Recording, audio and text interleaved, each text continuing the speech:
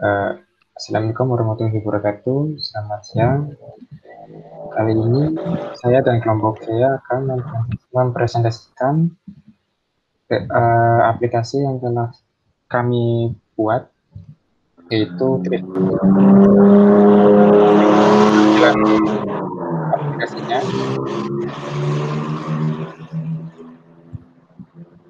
Sebelumnya, perkenalkan, nama saya Ahmad Yusri Faizi. Lalu ada Kartiko Waskito, Trimika Widiawan, dan Aprilia Damasanti. Nah, lalu pertama tampilan awal dari thread itu berupa form login. Form login ini berupa nomor HP yang nanti akan diisikan setelah mendaftar atau sudah terdaftar. Jika belum terdaftar, maka akan masuk ke mendaftar. Di sini akan memasukkan form-form yang akan sebagai kriteria untuk pendaftarannya. Tapi kalau sudah mempunyai akun, langsung ke menu login, lalu masukkan nomornya. Di sini saya akan menyusulkan nomornya.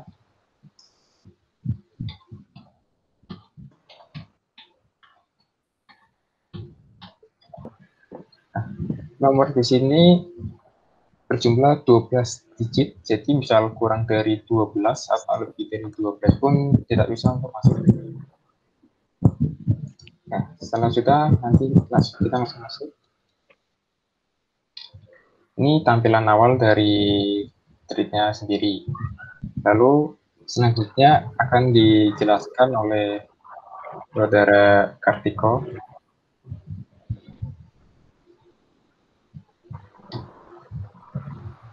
Ini di menu help ini, menu utama aplikasi ini terdiri dari ada lokasi, help, kemudian menu polisi, damkar, ambulan, dan setting. Jika kita ingin memakai fitur pertolongan cepatnya, maka kita harus memilih atau menekan tombol help-nya itu. Menekan tombol help-nya. Nanti itu ada peringatan pemakaian aplikasi.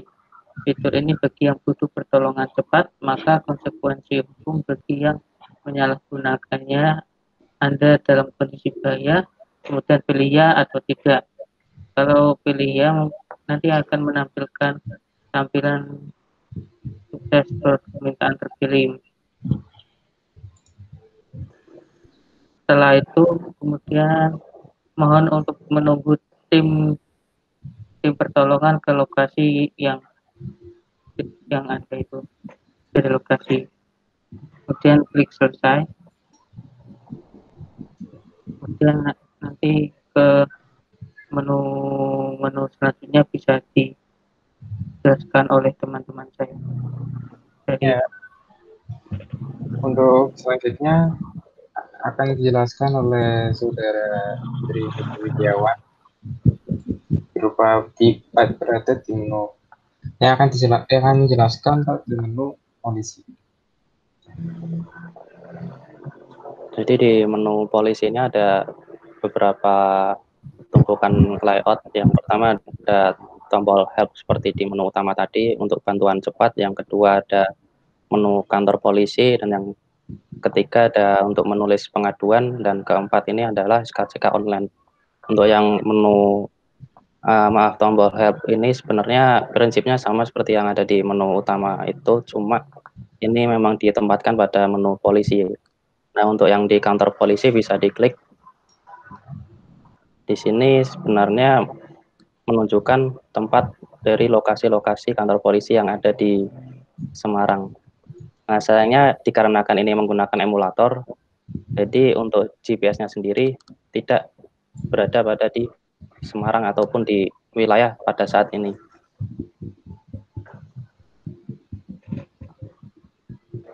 Bisa di-back. Nah, untuk yang menu selanjutnya ada tulis pengaduan. Di sini bisa masuk untuk menulis pengaduan. Ada beberapa kolom, ada judul, misalkan diisi terus ada tanggal kejadian.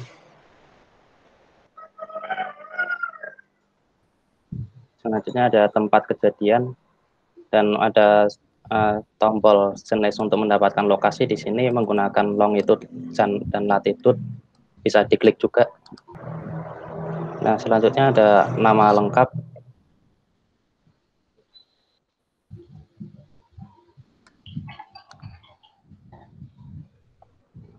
Selanjutnya juga ada nomor telepon.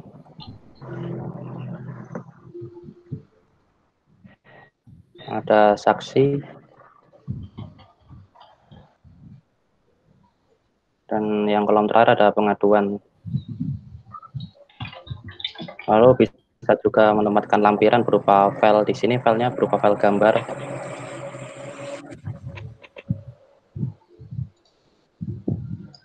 Nah, setelah itu bisa diklik kirim. Lalu yang terakhir ada menu SKSK online. Di sini menggunakan web view yang langsung menuju ke sistem dari kepolisian pusat. Bisa masuk.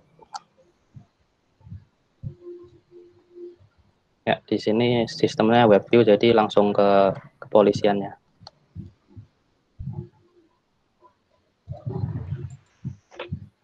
Bisa di back. Untuk menu kepolisian itu sih.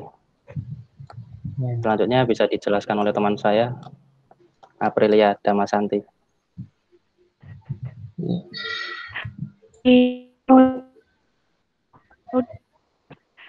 Di sini ada itu laporan pengaduan. Di situ ada list pengaduan apa yang pernah dilaporkan ke pihak damkar. Lalu ada fitur riwayat. Fitur riwayat sendiri nanti juga isinya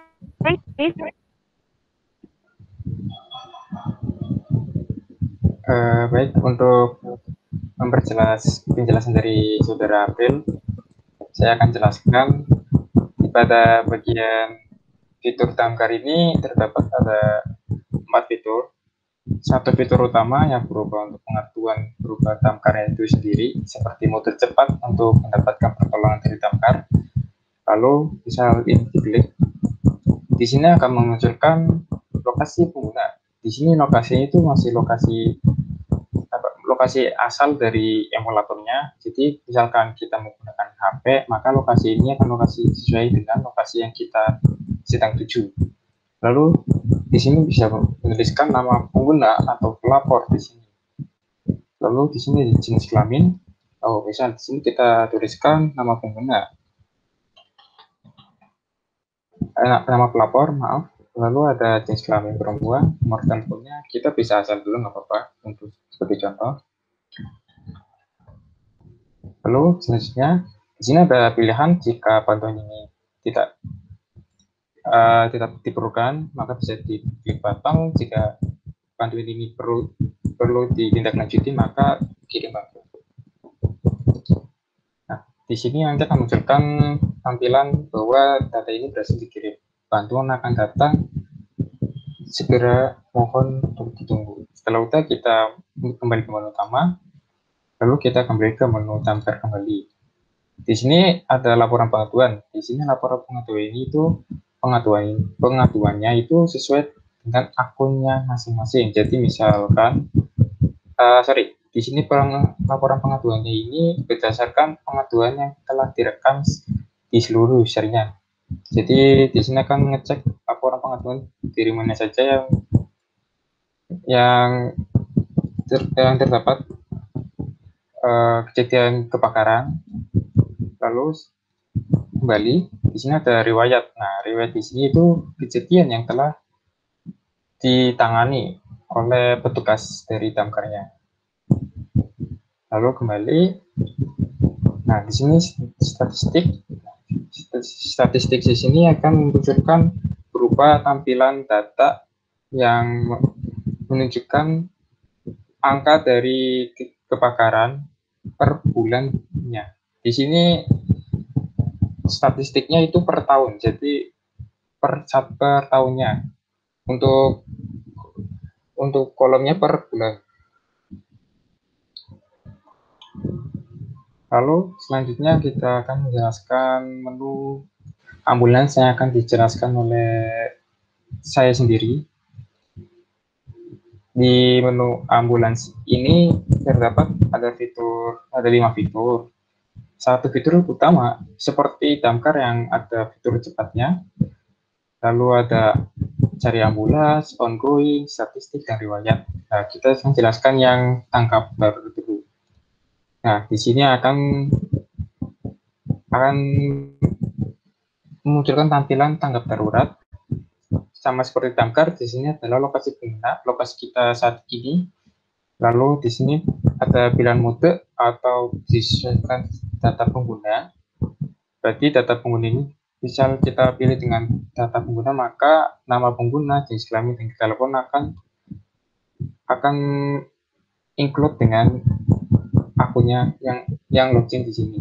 Tapi kalau menggunakan manual, kita akan menulis satu persatu dari kolomnya. Tapi kita akan mencoba dengan memilih sesuai dengan data pengguna. Nah, lalu kita ada 2 pilihan, kirim dan batal. Jika kita tidak menggunakan fitur tanggap darurat, maka kita akan pilih batal, dan jika kita menggunakannya akan menekan tombol kirim batal. Nah, setelah data terkirim, nanti akan muncul tampilan data berhasil terkirim, bantuan segera datang, mohon tunggu. Lalu kita kembali ke menu utama, kita kembali ke menu ambulans lagi, lalu kita membuka di cari ambulans. Nah, di cari ambulans ini itu berupa maps yang menampilkan ambulans mana saja yang telah terintegrasi dengan aplikasi ini. Ini sebagai contoh adalah di Kota Semarang, tetapi lokasi untuk emulator ini tidak di lokasi Semarang, karena lokasi emulator ini berada di luar Indonesia atau tidak di daerah saya sendiri. Lalu di sini juga dapat melihat lokasi-lokasi ambulans dengan jalan lengkapnya. Lalu kembali. Di sini ada ongoing. Ongoing ini adalah laporan tanggapan yang masih berjalan, belum selesai tapi masih dalam tahap pengerjaan atau prosesnya.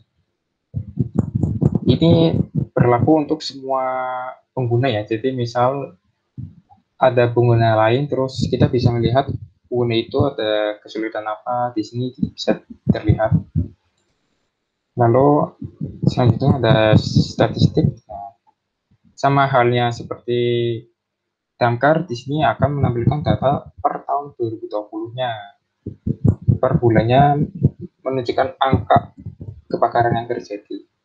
Nah, di sini dapat melihat ada untuk hari ini ada 4 kali kejadian kebakaran, dan untuk bulan ini hanya ada 1.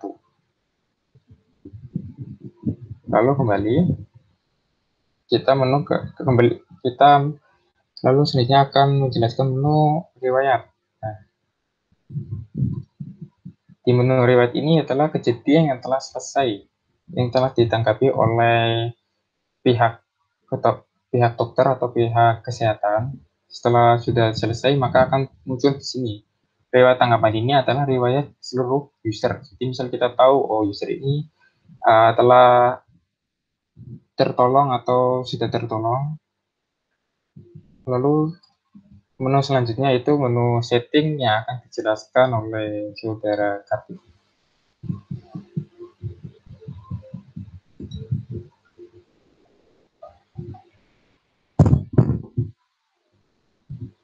Di dalam menu setting terdiri dari akun, berbagi, help, dan term of service.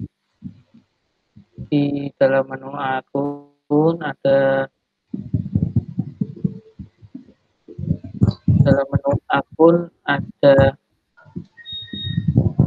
nama, nomor HP, dan email, dan ada pilihan edit dan keluar.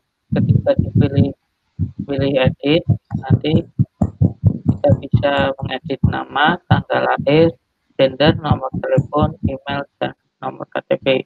Kemudian diklik simpan. Ketika pilih keluar, nanti akun kita itu keluar dari aplikasinya dan kembali di list di menu berbagi ini ada daftar kontak, list kontak untuk berbagi, bisa kita tambahkan juga kontaknya, berisi nama depan, nama belakang, dan nomor telepon. Ini masih di dulu.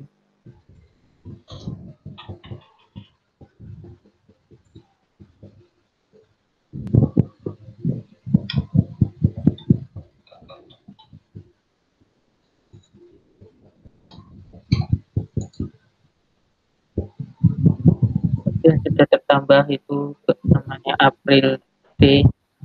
Kemudian kembali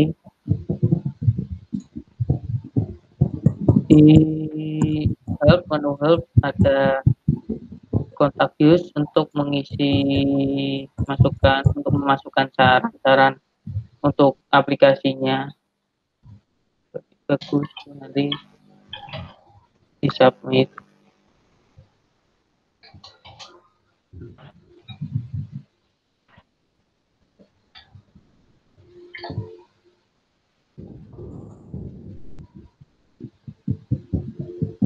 Kalau setelah di-submit bisa kembali. Nanti di app info itu berisi tentang info versi dari aplikasi ini dan pembuatannya.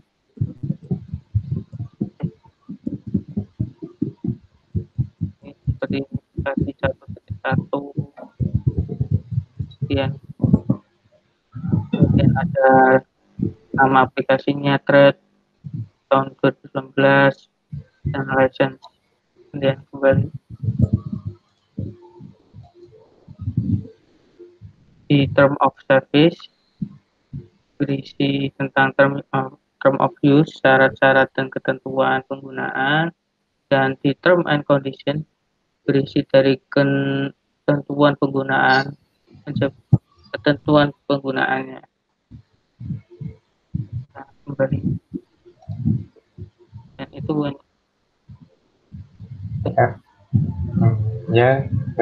setelah menjelaskan semua fitur yang ada di dalam aplikasi Thread ini, maka berakhir sudah penjelasan dari tentang demo dari aplikasi Thread ini.